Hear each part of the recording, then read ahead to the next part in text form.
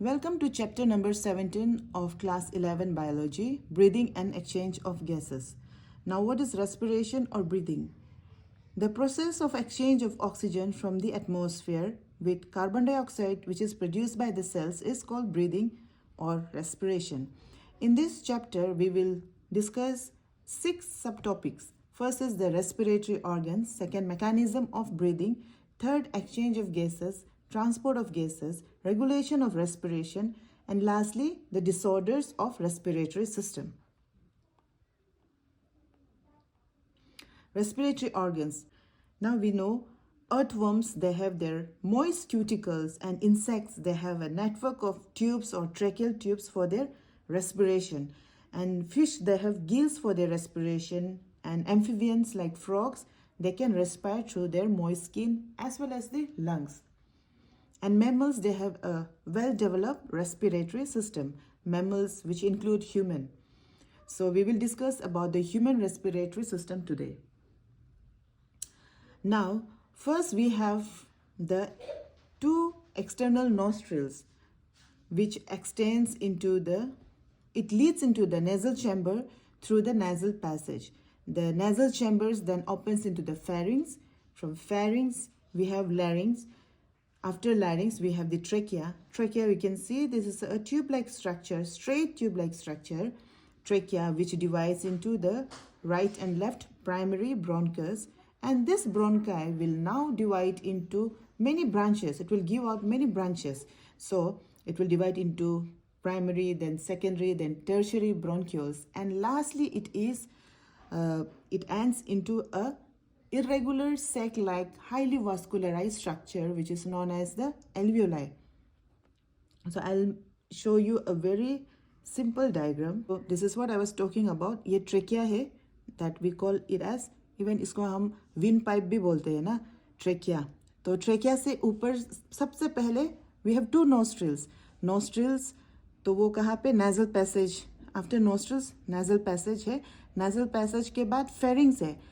Pharynx जो खाना खाता है और जो सांस लेता है वो कॉमन जगह है फेरिंग्स. उसके बाद लैरिंग्स जो है सांस लेने का वो ऑर्गन बन जाता है, larynx. Then larynx which is also known as, उसको हम लोग क्या कहते हैं, साउंड बॉक्स भी बोलते हैं, because it is used in production of the sound. तो आफ्टर लैरिंग्स के बाद है ट्रेकिया. तो after trachea will bifurcate into, trachea दो में डिवाइड हो जाता है. कौन से लेवल में ये जरूरी है, ट्रेकिया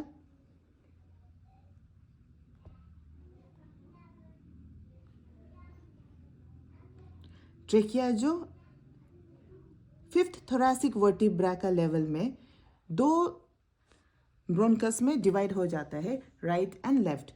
जो राइट ब्रोंकस और लेफ्ट ब्रोंकस, तो वो ब्रोंकस जाकर फिर ब्रांचिंग होते हैं. आप इमेजिन कर सकते हो एक पेड़, ये मेन ट्रंक है, पेड़ का मेन ट्रंक है, उसका दो मेन ब्रांचेस है, फिर वो ब्रांच और ब्रांचेस देता है, वो तो ब्रांचिंग होते रहता है. जाते जाते क्या होता है कि इसका देखो, ये जो इसका डायमीटर है ये घटते जाता है.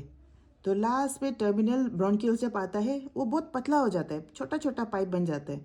और लास्ट में है एक एयर फिल सैक, मतलब बस्ता जैसा, आपको बैग जैसा बस्ता, बैग उस टाइप का, आपको बहुत पतला कवरिंग बना हुआ, ये जिसमें हवा भरकर होता है, वो स्ट्रक्चर मिलता है जिसको हम एल्वेलस बोलते हैं, और उसको प्लूरल फॉर्म में एल्वेलाई भी बोलते हैं. तो वास्कुलराइज मतलब क्या है कि उसमें बहुत सारा ब्लड वेसल्स, वेन्स, वेन्यूल्स, तो सब वेन्स लोग इसमें सराउंडेड होता है, और इस जगह में ही गैसियस एक्सचेंज रहता है. तो ये बहुत सिंपल एक्सप्लेनेशन है. First two nostrils, then we have nasal passage, then we have the pharynx, larynx, trachea, bronchus, the primary, secondary, tertiary bronchioles, then lastly alveolus. And this lungs, see this lungs is covered by two membrane. इसके ऊपर दो membrane होता है. एक membrane, first उसको we can call it as pleural membrane. तो pleural membrane का दो पार्ट होता है, आउटर लेयर होता है, एक इनर लेयर होता है. तो आउटर को कहते हैं पैराइटल प्लूरा, इनर वाला जो अंदर साइड में होता है उसको बोलते हैं विसरल प्लूरा. और ये दोनों लेयर के बीच में पानी रहता है. पानी इन द सेंस लिक्विड कुछ सब्सटेंस रहता है जिसको बोलते हैं प्लूरल फ्लूइड। फ्लूइड मतलब वो पानी, उसका जो पानी पानी वाला स्टेट में होता है।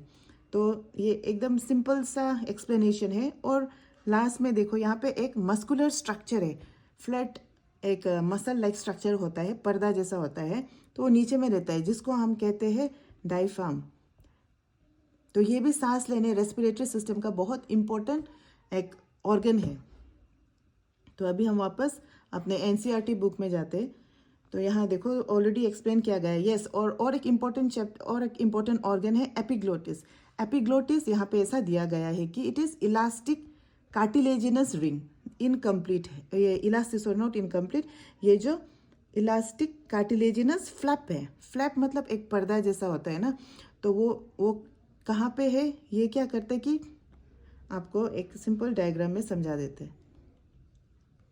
आप ऐसे इमेजिन कीजिए, जब आप ऐसे देख रहे हो ना,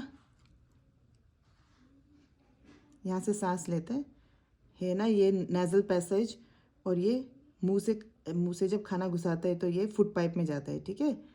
तो ये पाइप, आपको ये कन्फ्यूजन हो सकता है इसलिए बता रहे। तो ये क्या है कि आप सांस यहाँ से लेते हैं, ऑक्सीजन यहाँ से एंटर होता है, यहाँ से एंटर होकर ये नेजल पैसेज है, और ये है फेरिंग्स। फेरिंग्स जो क्या है, कॉमन है, खाना जब खाता है तो ये एरिया में रहता है ना, तो ये थोड़ा कॉमन हो जाता है food digestive system as well as respiratory system. तो आप जब खाना खाते हो तो ताकि खाना ये विंड पाइप के अंदर ना घुसे, एक फ्लैप है जो इलास्टिक कार्टिलेजिनस फ्लैप बोला ना, जिसका नाम है एपिग्लोटिस। तो इसका फंक्शन क्या है, it prevents the food from entering into the Airways. Because if अगर खाना चला गया विंड पाइप में तो प्रॉब्लम, सफोकेशन होगा, प्रॉब्लम होगा, सांस लेने में दिक्कत होगा, और खाना को तो स्टमक में जाना है, not in the wind pipe. So this is the epiglottis, so this is elastic cartilaginous flap. तो उसके बारे में बताया, और बाकी सब I think I have explain. This is the diagrammatic view which is given in your NCERT book. Left lung का आप सेक्शनल व्यू देख सकते हो।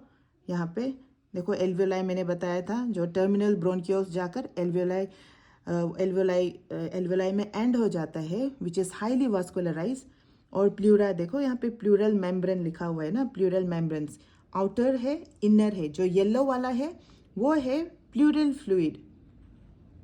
Now see this is alveoli, pleural fluid इसके अंदर में रहता है। ये देखो ब्रोंकियोल है, ये एपिग्लोटिस, ये लेरिंग्स, ये है ट्रकिया, डायफ्राम मैंने बताया ना नीचे में, मस्कुलर स्ट्रक्चर, ब्रोंकस, और ये रिब्स है, छाती का जो हड्डी होता है ना वो, और ये lungs. Now will see what is conducting part. Conducting part, जैसे in respiratory system we have conducting part and exchange part. The conducting part मैंने, और टर्म से ही आपको पता चल जाएगा कि it helps in conduction of air. So it transports the atmospheric air to the alveoli, clears it from the foreign particles, humidifies and also brings the air to the body temperature. तो conducting part क्या है, देखो ये जो nostrils से लेकर terminal bronchioles तक, उसको कहते हैं conducting part। और alveoli and their ducts, alveoli में बहुत सारा ducts रहता है, पाइप जैसा छोटा छोटा, तो उसको exchange part बोलते हैं या respiratory part। तो एक्सचेंज पार्ट में क्या होता है कि वहाँ पे डिफ्यूजन होता है ऑक्सीजन एंड कार्बन डाइऑक्साइड का between blood and the atmospheric air. उसके बाद द रेस्पिरेशन, उसमें क्या क्या स्टेप्स है, ब्रीदिंग और पल्मोनरी वेंटिलेशन। तो इसमें क्या होता है, एटमॉस्फेरिक एयर जो बाहर से अंदर आता है और कार्बन डाइऑक्साइड जो एल्वियोलर एयर में रिच है वो बाहर जाता है। सो ऑक्सीजन आना और कार्बन डाइऑक्साइड बाहर जाना। Next is diffusion, oxygen carbon dioxide जो एल्वियोलाई बताया ना, वहाँ पे मेम्ब्रेन रहता है, तो उसके बीच में डिफ्यूजन होता है, ऑक्सीजन अंदर जाता है, कार्बन डाइऑक्साइड बाहर जाता है। और transport of gases by the blood, अभी जो ये गैसेस एक्सचेंज हुआ है वो अभी ब्लड के सहारे ट्रांसपोर्ट होता है through out the body. Now next is, फिर अभी ब्लड से जाकर क्या होता है, टिश्यूज़ में पहुँचता है, टिश्यूज़ में ऑक्सीजन एंड कार्बन डाइऑक्साइड फिर एक्सचेंज होता है। जो कार्बन डाइऑक्साइड टिश्यूज़ में बना है वो ब्लड में जाता है, और जो ब्लड का ऑक्सीजन है वो टिश्यूज़ में जाता है। फिर क्या होता है कि ऑक्सीजन जो ब्लड लेकर आया है टिश्यूज़ में पहुंच गया अभी, दो that oxygen is utilised by the cells for catabolic reaction and there is production of carbon dioxide. So here I have finished the first subtopic of this chapter, the human respiratory system. Thank you.